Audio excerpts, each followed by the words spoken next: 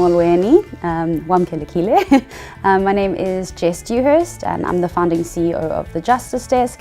I'm a proud South African, a proud feminist, a daughter, a sister, and a proud woman of the African soil.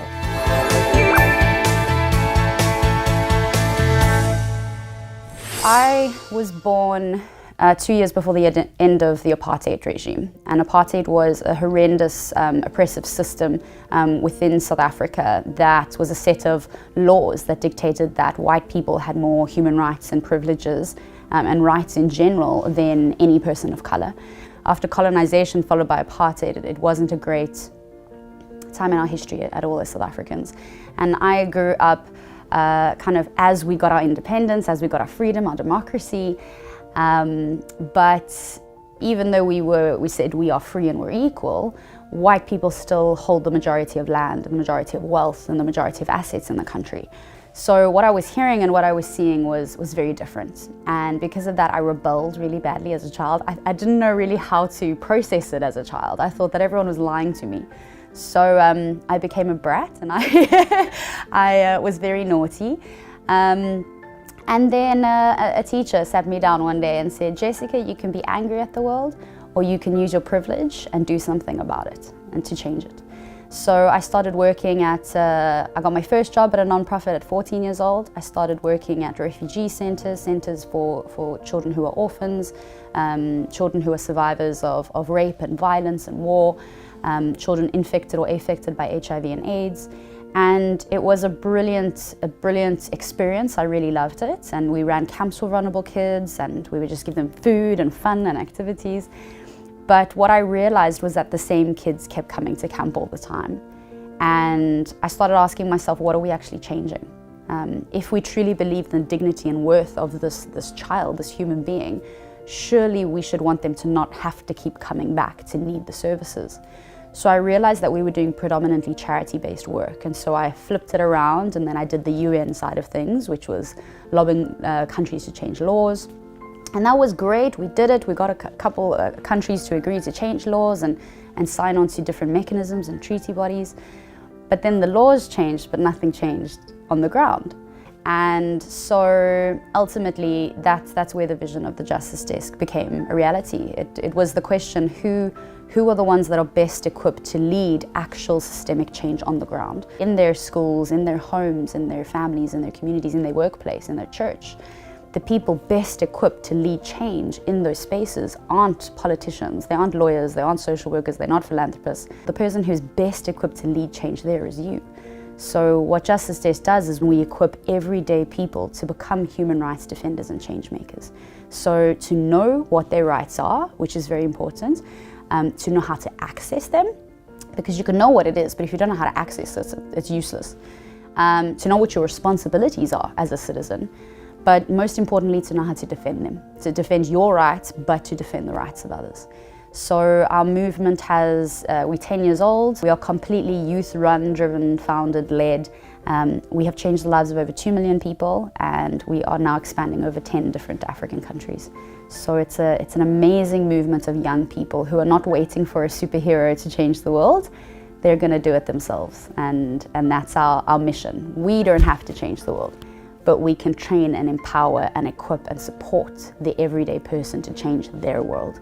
And in that way, everyone doing their work everywhere, things will hopefully change for the better.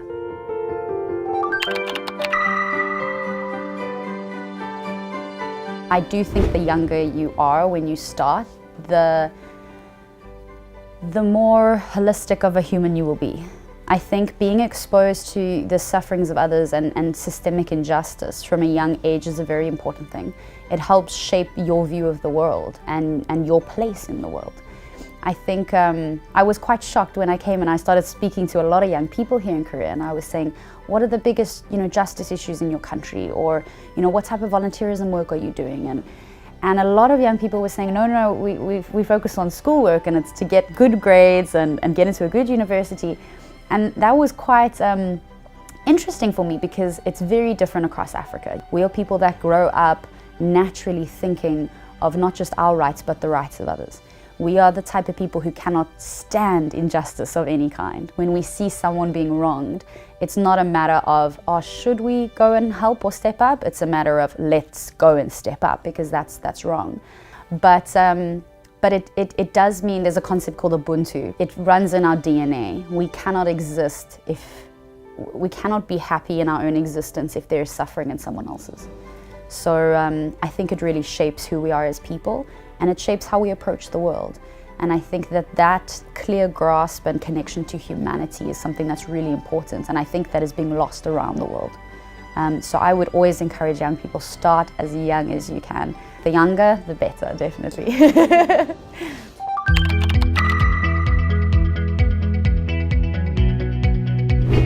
Ubuntu, the translation is I am because you are. So I cannot exist if you do not exist. I cannot have food on my table if you do not have food on your table. It's about recognizing that happiness cannot be found just within yourself. Happiness can only be found in a community, in a family with others. So I think that is it's a lifestyle change, it's a mind shift change, and it's not always easy, but it's something that we promote constantly. And it's not easy. We don't achieve it every single day, especially in South Africa. We're still a very deeply divided country. But it is part of our DNA, and I think it's something that we continually strive to be better at, which is living a life of Ubuntu. I think that across Africa, we've been exploited, like the continent of Africa has been exploited for such a long time. Generations and generations and generations of colonization, followed by either dictatorships or apartheid. All many people know is their rights being taken from them, and their dignity and worth being oppressed and squashed on an everyday basis. So I think that we are very conscious of what it's like to suffer. But at the same time, we are very conscious of our values as people. And Africa has very strong values when it comes to, we have the saying, it takes a village to raise a child. And I think that also explains it. We cannot exist in isolation. We cannot achieve anything in isolation. Part of African culture in general, I can actually confidently say, is about being together. It's about being a family. It's about valuing community. And I think that in order to do that, you need to be open, you need to be welcoming, you need to be accepting of people, of our diversity, of our difference, of our uniqueness that we bring to the table. And Nelson Mandela and Archbishop Tutu, they realized very early on that if we are so divided, if we're fighting each other constantly, there is no future for us. We cannot move forward if we are constantly taking more steps back. And I think for other people around the world, I think really taking time to reflect on what does Ubuntu mean? Why are we put on this earth together if we are so obsessed with being an independent individual, only focused on our own lives? And sure, an individual person can be happy, but if you're happy all alone, what type of happiness is that? So it's really about reconnecting with humanity. And humanity is not an individual, humanity is all of us.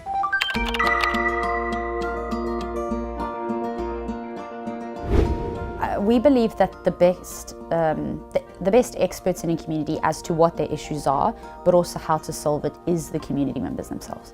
I think when you have big figures like Mother Teresa and Nelson Mandela and all these incredible people, we put them on pedestals and we put them as this faraway figure, and we start to lose the ability to identify with them. We go, wow, this issue is really big. We need someone like Nelson Mandela to fix it. And I'm like, why can't you fix it? And no, because I'm not Nelson Mandela. Why not? Nelson Mandela was a human being. So everyday activism is about saying you can be a father, a mother, a teacher, you can be a domestic worker, you can be a factory worker, you can be a grandparent, you can be a child, you can be a student. Whoever you are the most uniquely placed and perfect person to address the issues in your life, your family, your community, your school, your workplace. So everyday activism is really about getting up, seeing something that is not right, and simply saying something about it. That's all an activist is. And just in those little actions, you are already transforming someone's world. Our biggest project is called the Youth Ambassadors Program, and we operate in many schools across the continent. And we have incredible teachers and incredible students that we educate and train and equip to be human rights defenders. And they run 4 large-scale human rights campaigns a year. Things from ending gender-based violence, ending human trafficking, campaigns on simply teaching people about their human rights, teaching people about human rights, speaking up against child marriage and corporal punishment. And our youth ambassadors are incredible. They've been responsible for the capture of human traffickers, for ending child marriages, from abolishing corporal punishment in over 6 schools in Zambia alone, for setting up the first WhatsApp line for the deaf community to call the police in South Africa. And these are all children under the age of 17. So our Youth Ambassadors project is our biggest. We also have the Umbokoro project and the Nsiki Atemba project. So the Umbokoro project works with girl survivors of rape and gender-based violence from particularly vulnerable township oppressed communities. And we teach the girls self-defense and fitness, so they learn how to physically protect themselves, which also helps build their confidence levels. We give them access to mental health care and trauma counseling and support, so to help them overcome a lot of the trauma that they've gone through, but also to be able to cope with it for the remainder of their lives. And then the third component is empowerment workshops. So we teach young women about the fact that as human beings we are all equal, and that you have a right to lead, you have the right to have a say, you have the right to make decisions about your life and your body and your community. So it's about equipping those young women to be incredible leaders. But then on the flip side, gender-based violence is massive in South Africa. We are the gender-based violence capital of the world. A woman is raped every 60 seconds and murdered every 3 hours. We have massive issues when it comes to how men treat women and children. So in order to address that, we were saying, well, what's going on with our boys? Why ultimately are our men growing up to be people who are violating the rights of others? So we started Nsiki Atemba, which means Pillars of Hope. And that's a project for young boys, particularly young boys who are at risk of joining gangs, or boys without fathers, or any positive male role models. And these boys get together, and through outdoor-based education activities, so hiking and swimming and mountaineering and all these things, they are encountering positive male role models, and they are redefining what it means to be a man. So we're not saying masculinity is wrong. That's not wrong. We're saying it's what you do with it that makes the difference. We have a project called the Moyo Project, which works with abandoned disabled people, which is a wonderful project as well. We do a lot of research and advocacy work at the United Nations, but also at a nation level and grassroots level as well. So we do a lot of work. It's quite broad, but the common theme is how can we empower you to lead your change?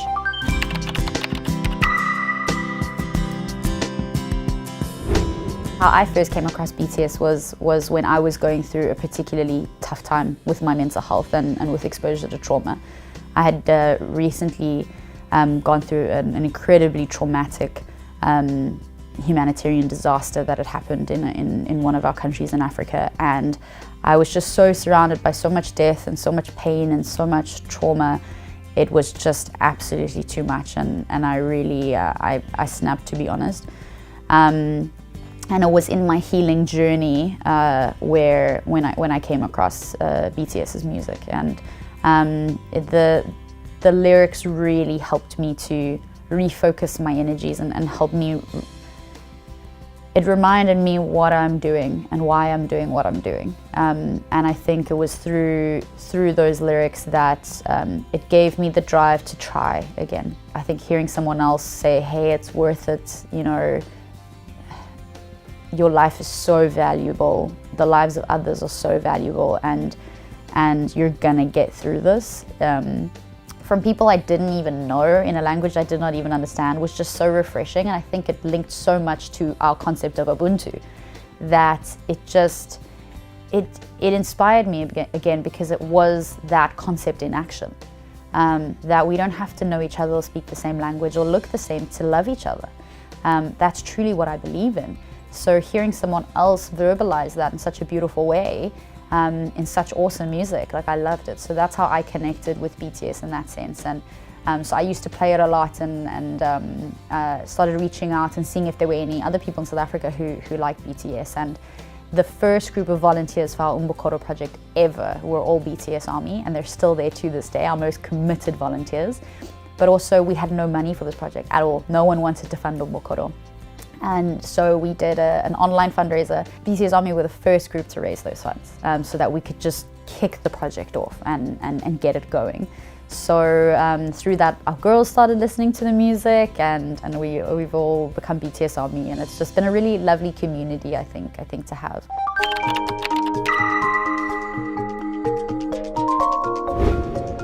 I think class plays a huge role in the type of life you will live, but I think race fundamentally plays a massive role. I mean, the reason why I'm leading my organization is because still in this day, there are people who think that my voice is more valuable because of the color of my skin. Now, I use that for our advantage. So I'll say, okay, if you'll only listen to me if I'm white, I'll be as white as you want me to be, and I will make you listen, and I'll make you, be a part of the change and give the organization and our people, the attention they deserve. But I'm very conscious that, for example, this conference, I was invited to speak at this conference, but I made sure that there was a platform for our real heroes and change makers, which are the young girls in our Umbokoro project, to speak, because I'm not the one on the streets changing lives. It's our everyday people, it's our royals, it's our incredible heroes in our projects. Even here in Korea, we've had, our girls, they had great experiences, but there were also people that were racist towards them. I mean, we sat at a restaurant where the family next to us refused to eat until we left the restaurant. We had someone shout at them on the subway. So I think that, seeing what people of color have to go through every single day just to get a seat at the table, it shouldn't be like that. And I think that we have no right as a world to say that we are democratic, and I don't think we have the right to say that we're equal in any sense. If we were, then the lives of people of color would be significantly different.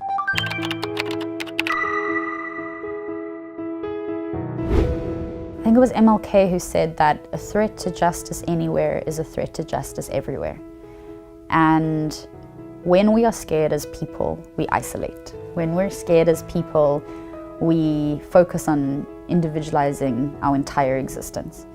And I think that is the biggest mistake we can make. One of the most incredible things we can learn from Africa as a continent is that when people are scared, they gather.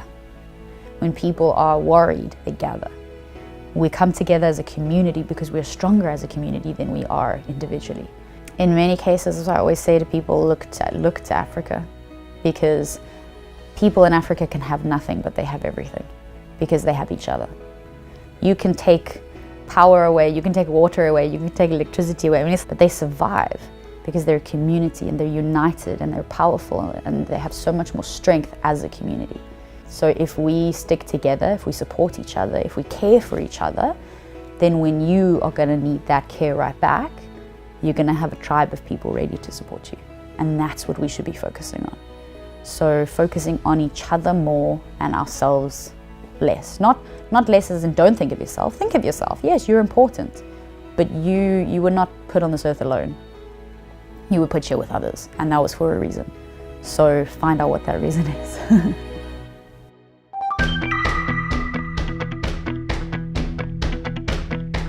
We are living in a world where there are people that are benefiting hugely from our fears, from separating us, from making weapons of our diversity and our differences, and by fooling us into being completely obsessed with the things we have and not the people that we love. We need to be careful. We need to make sure that our humanity guides what we do, and not our fears, and not the things we have or the things we want. We need to focus on human rights, we need to focus on justice, and we need to recognize that we're not the only ones in this world and on this planet. We are all here together, which means we're all responsible for each other.